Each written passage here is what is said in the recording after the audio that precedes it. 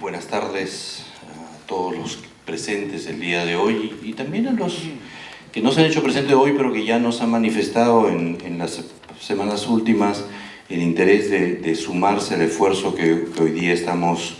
formalmente lanzando aquí en Lima. Y muchas gracias, Manuel, muchas gracias no solo por prestarnos o acogernos en esta casa, sino también por lo que acabas de decir. Lo que acabas de decir me altera profundamente lo que yo iba a decir. Porque en realidad tú has tocado varias fibras que son súper importantes y que a las que quiero hacer referencia,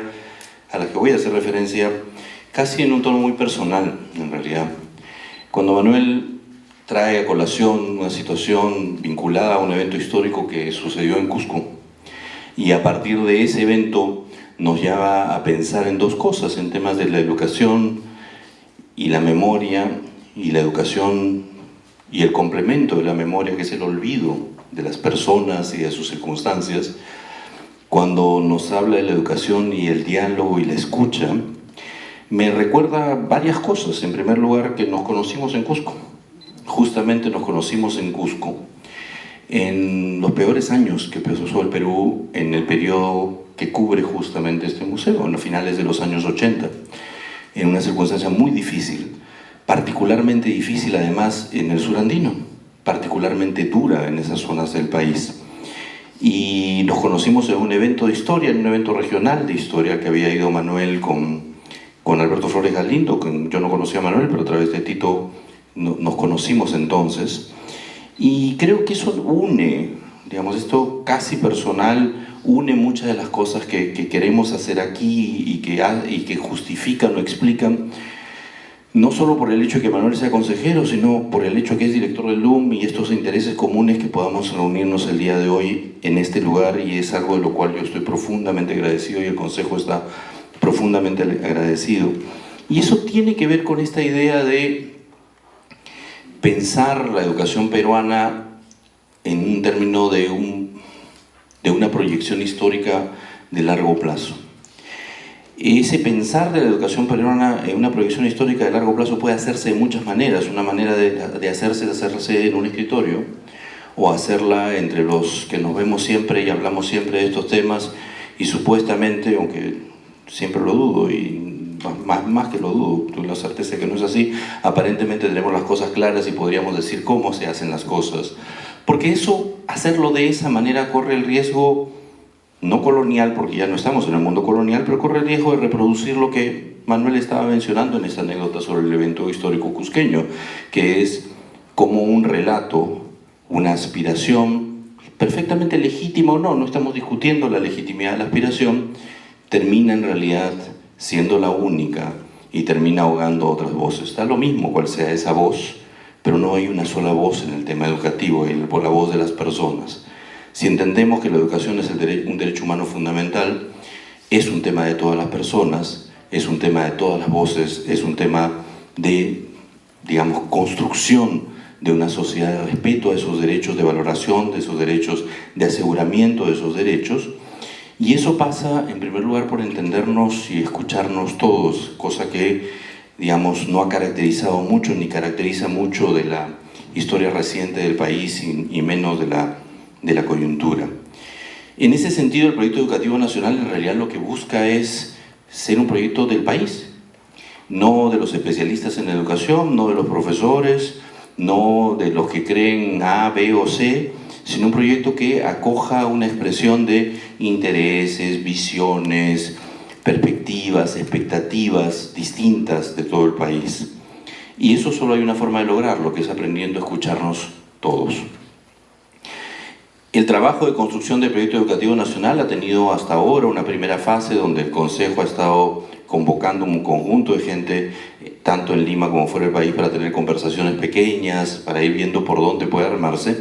Armarse no el proyecto, sino armarse un documento base de discusión que permita un diálogo fructífero. Tampoco se trata de tener un diálogo sin agenda, un diálogo en el aire. Se trata de tener un diálogo estructurado que permita asegurar que tenemos un final de ese diálogo en una cosa productiva, valiosa para todos. Pero ahora entramos en la fase que para mí, para todos en el Consejo creo es la fase más importante, que es la fase de ver si ese documento de discusión nos sirve efectivamente para escuchar a todas las voces.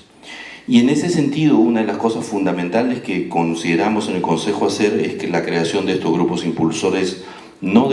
grupos impulsores a secas, sino grupos impulsores de este proceso de diálogo y consulta que debe derivar en la formulación del PEN. La intención es que efectivamente las capacidades operativas del Consejo Nacional de Educación o de cualquiera de las organizaciones hoy presentes aquí son siempre limitadas. Llegamos a algunas personas, no llegamos a otras. Si sumamos esfuerzos podemos llegar a más y podemos escuchar a más. Los grupos impulsores en ese sentido, que los estamos constituyendo en absolutamente todos los departamentos del país, a la fecha tenemos constituidos 21, para finales de enero, principios de febrero debemos tener todos los demás armados, tienen justamente como misión eso, crear los espacios de diálogo, de conversación y de escucha que permitan no solo desarrollar y formular el nuevo PEN a partir de estas ideas básicas que van en el documento base de discusión, pero no, digamos, cerrado sobre eso, todo lo contrario, sino también en ese sentido son un ejercicio de construcción democrática en el Perú, porque si hay algo que no hacemos muy seguido en el Perú es escucharnos, ¿no?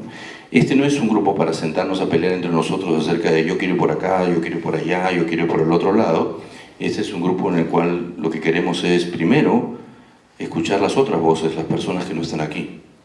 Entonces, armemos los espacios para escuchar las voces de quienes no están.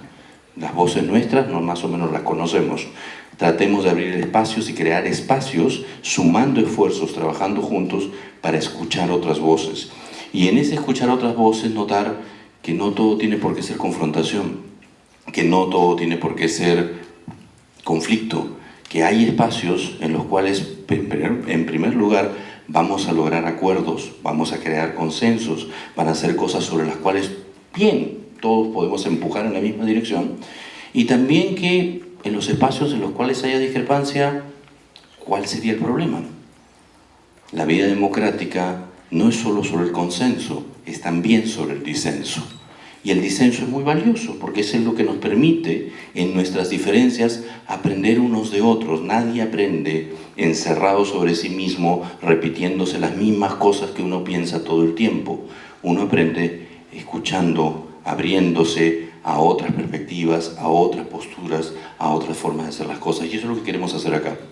Todos ustedes, y yo les agradezco a todos ustedes por estar aquí, instituciones que son instituciones del Estado o instituciones no estatales de diversa naturaleza, personas individuales, son personas a las cuales, digamos, algunas las hemos invitado, otras se han, felizmente, porque probablemente no las conocíamos o no teníamos contacto, han tomado la iniciativa de decir, yo también quiero estar acá, y eso es muy valioso, eso es profundamente valioso.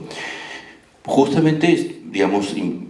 convocados acá y reunidos aquí para empezar este proceso de escucharnos todos acerca de cómo queremos construir la educación peruana y por lo tanto, en gran medida, porque la educación no se ve en aislamiento, cómo queremos construir la sociedad peruana en los próximos años. Para ello necesitamos una gran representación de todas las voces posibles, sobre todo las voces que normalmente se olvidan porque son más débiles en términos organizacionales, porque no tienen los espacios que muchos de nosotros podemos tener más accesibles, y eso es lo que queremos, digamos, convocar redes educativas rurales, convocar niños, convocar adolescentes. Una de las cosas que veíamos hace unos días en el Encuentro Nacional de Regiones era la importancia de discutir sobre la educación con las personas que son parte del sistema educativo desde el punto de vista del ejercicio directo del derecho, es decir, las personas que están estudiando, digamos, de mayor edad o de menor edad. Y hay que convocar a todas estas personas y hay que tratar de involucrar a todos los que podamos para poder, por lo menos, registrar las cosas, tratar de construir algún acuerdo y saber también cuáles son los espacios en los cuales no habrá acuerdos y en los espacios en los cuales, digamos, se resuelven de otras formas que no son las formas de, digamos, cada uno puede trabajar distintas iniciativas y distintas inquietudes porque cada uno tiene intereses y visiones que también son particulares.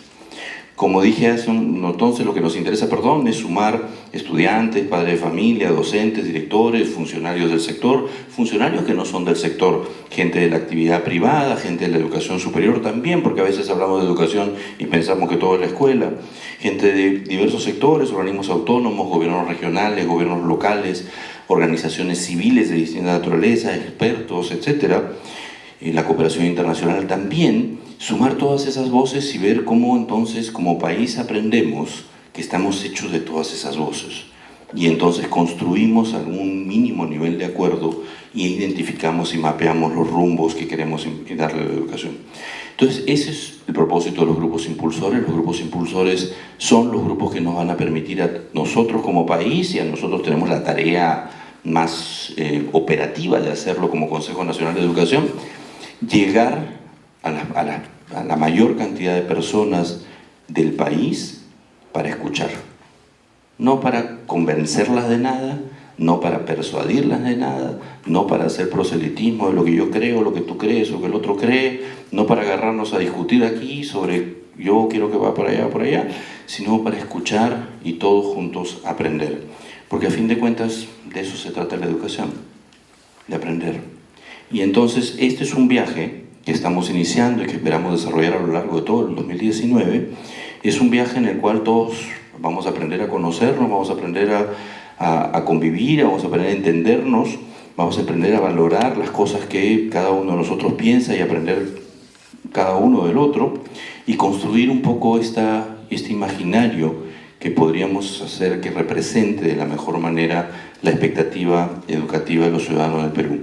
Esa es la tarea, eso es lo que, digamos, estamos felices de contar con ustedes, y yo paro aquí esta introducción y nuevamente reiterando el agradecimiento a Manuel y al equipo del Lugar de la Memoria por recibirnos, y el agradecimiento a todas las más de 200 organizaciones basadas en Lima que nos contactaron en las semanas pasadas para poder estar presentes el día de hoy. Muchísimas gracias a todos. Muchas gracias, César Guadalupe. Los invito, por favor, a bajar al escenario, tanto a César como a don Manuel.